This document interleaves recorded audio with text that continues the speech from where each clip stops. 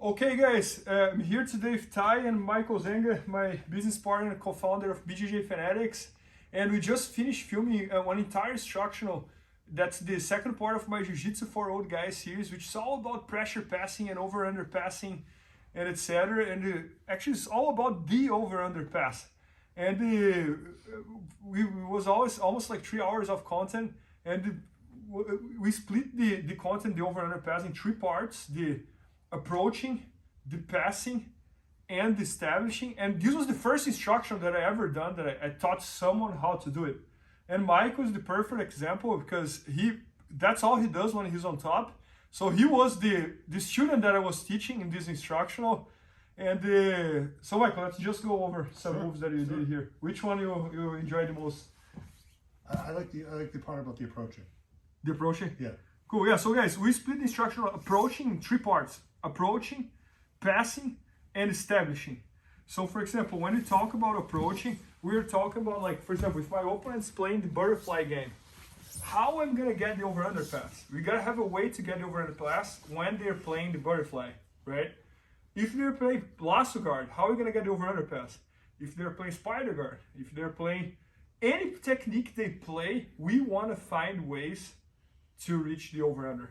So you show something, Michael. Show us something that you learned. I think we learned right in class. What happens is you kind of taught me how to quote unquote cheat off the handshake, which is good because typically what would happen is shake hands with Ty, we start grappling. He's got a grip on me. How am I supposed to do an over-under? Okay. So what I would do, instead of going on 2 knees, I'm gonna stick 1 foot up, lean in, handshake, go this way, boom. Man, that's exactly We're into it. Yeah, no, that's amazing. Yeah. Yeah, so guys, we were going over this concept here. Michael was telling me that he had a really hard time, like, when he's training, that he shakes hands and people make grip on him.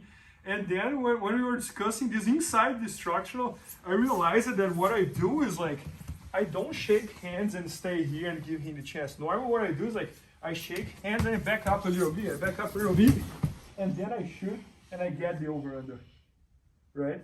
So the system for the over-under pass, I almost like imagine like a triangle upside down, because the most important part is this part over here. It's the approaching. Then comes like how we're gonna pass the guard when we are in the over-under pass, because there's a lot of counter attacks that my opponent can do. Like, they can push my shoulder, they can push my head, they can kind of like hip escape and control my belt. There's a lot of options. And I gotta have counter attacks for all these options. That's what makes the position so special. So for example, when they push my shoulder, we were working on the concept of dropping the shoulder. And if they push again, we drop again. And if they push again, we drop again. And if they push again, we drop again. So from the passing part, Michael, what was the figure? Well, I thought a couple things was the grip that I would have. So I didn't realize that when I was down here, it might not be enough bite on the upper body. But if I wanted to slide this out and go up a little bit higher and kind of bring this in, and as the triangle to push me in, go this way, and then and sort of riding him out. And then as I go up this way, I watch the middle kind of climbing my hand and making it so. Watch, try to hip escape now. He can't. Yep. So and now you can just keep over. I really like the idea of, as I walked in, climbing my hand up higher on his gi to really kill his hip mobility. I think that's gonna help me lose a lot fewer passes. Got it. Yeah, and I mean, like, the approach is the most important part, because you gotta get the over-under pass. If you get the over-under pass, now you gotta know how to pass. And then comes the last part, which is how to establish. Why? Because, for example, many times we do everything right. We got the over-under pass, we got here, we went there, get over, and then when it's time to establish the position, they go there and they bring their knee in, and I lose everything and I have to start everything again. So from the establishing, what was your pick, Michael? I actually like the knee bar that you showed from there.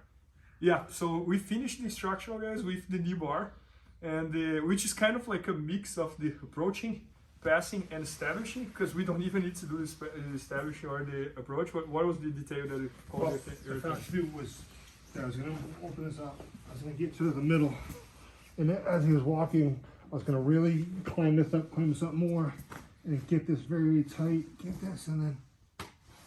Yeah, that's perfect. Yeah. Oh, that's perfect. Yeah, so guys, the goal of this instruction was pretty much like, I was telling this in the beginning, to make you go from a generalist jiu-jitsu practitioner to a specialist jiu-jitsu practitioner, because I truly believe that when you join a jiu-jitsu school, you're learning everything. They're teaching 1,000 techniques, but they're not teaching one technique that you should use 1,000 times. Because they gotta teach you jiu-jitsu, right? So you learn everything. So at some point you should try to become a specialist. I think like if you analyze like the very best jiu-jitsu athletes in the world, they're all specialists on something. So I in my entire career, the thing that I heard the most is that my jiu-jitsu is great for the old guys, because when I'm on board and playing half guard, which you just have to lock your legs, and when we were taught, I was always on my knees, and I always challenge you to take a look on your school. I almost bet you feel that most of the over 40 people are passing the guard from the knees. So the over-under is a great fit for that.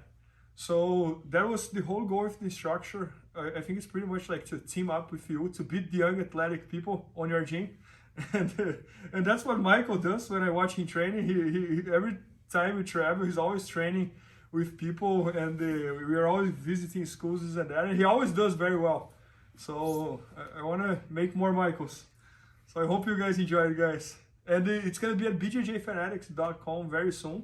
Maybe by the time you're watching, it's already there. So hope you guys enjoyed. Please help me out to grow my YouTube channel. Just click subscribe. And to watch more videos, just click under see more videos. I hope you enjoyed. BJJFanatics.com. Use the promo code YouTubeFaria to get 10% off any instructional video. Improve your jiu-jitsu faster.